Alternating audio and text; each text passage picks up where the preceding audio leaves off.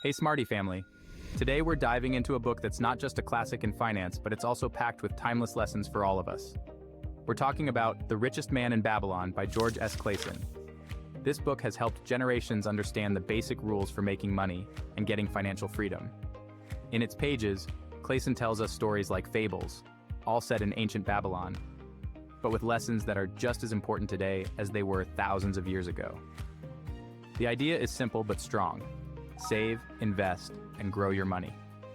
No fancy formulas, just simple but effective rules. Now imagine what your life would be like if you could use these rules every day. Would you like to learn how to handle your money smarter? At the end of the video, we'll give you practical exercises you can start right away, so you won't want to miss it. Before we start, make sure to subscribe so you don't miss more content like this. Now let's get to why we're here. In The Richest Man in Babylon, the author tells us a series of stories that teach us the basic rules for becoming financially free.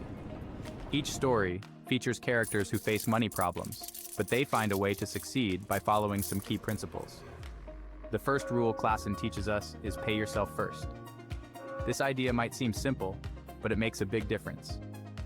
In the story of Arcad, the richest man in Babylon, he explains how he learned, from a young age, to save at least 10% of what he earned before spending on anything else.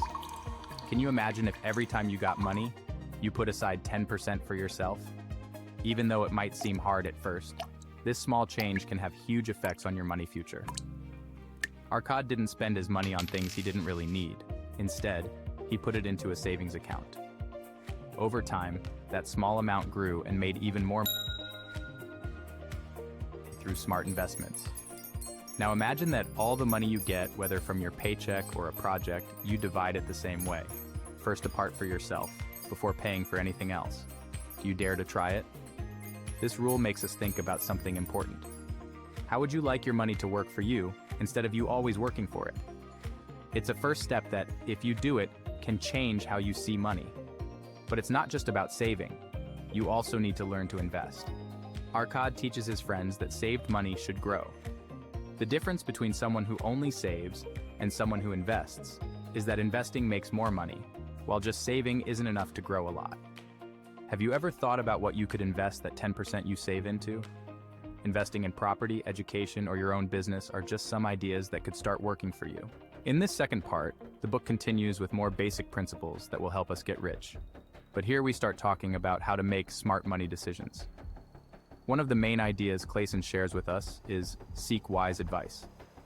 As Arcad becomes the richest man in Babylon, he tells us how, when he was young, he asked experts for advice before making big decisions about his money. He didn't make money decisions based on rumors or what he heard on the street. Instead, he went to the wisest and most experienced people in investing. And when it comes to your money, the best investment you can make is in learning. Do you have a trusted source for money advice? Maybe a mentor, books, or even online courses. All these things will help you make smarter choices and avoid unnecessary risks. Now let's move on to another very important idea. Make your money work for you. Through the story of a young man named Nomasir, we see how good investments can lead to wealth. Nomasir, who at first knew nothing about money, starts to understand that money kept at home, under the mattress, doesn't grow. It's like a tree that never grows fruit. When Nomasir starts putting his money into businesses and properties that give him a return, he begins to see how powerful it is to make his money work for him. Are you making your money work for you? Think about all the ways you could make your money grow without you constantly working for it. Investments in real estate, the stock market, or even your own projects that bring in money. And another very important point is avoid risky investments. Arcad always warned that you shouldn't invest in things you don't really understand, or that seem like a great opportunity without any real proof. Risky investments can lead us to lose everything if we don't look at them carefully. How many times have you been tempted to invest in something just because everyone was talking about it? The key is to understand what you're doing and avoid the traps of investments with promises that are too good to be true. In this last part of The Richest Man in Babylon, we get to the most powerful lessons from the book. This is where George S. Clason makes it clear that true wealth doesn't just come from saving and investing, but also from having the right mindset about money. One of the key points is the importance of having a financial plan. Arcad teaches us that without a plan, money just slips through your fingers without you even noticing. But when you have a clear goal and a plan to reach it, every step you take will be aimed at that goal. Imagine you're getting ready for a trip. If you don't know where you're going, you'll probably waste time and energy.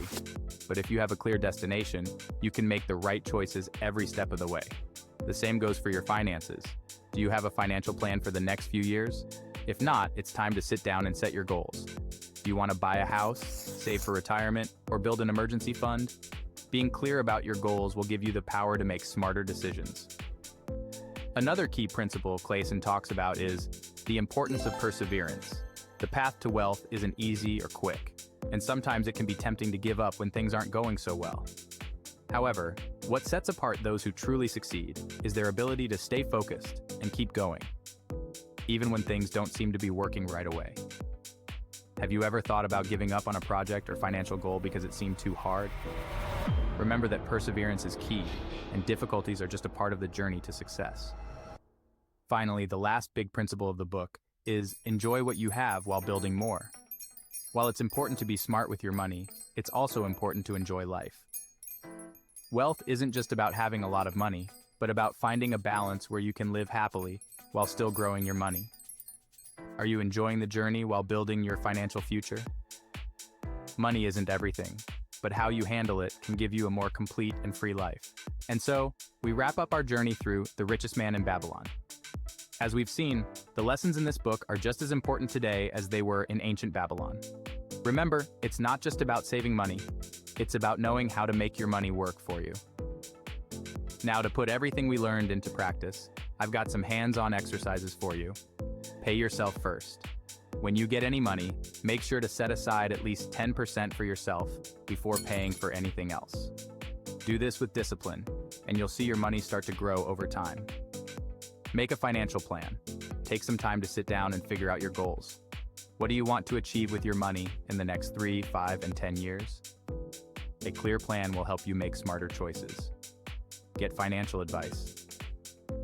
Look for and find reliable sources of information. Whether you take a course, read more books, or talk to experts, learning about money is super important. Make your money work for you.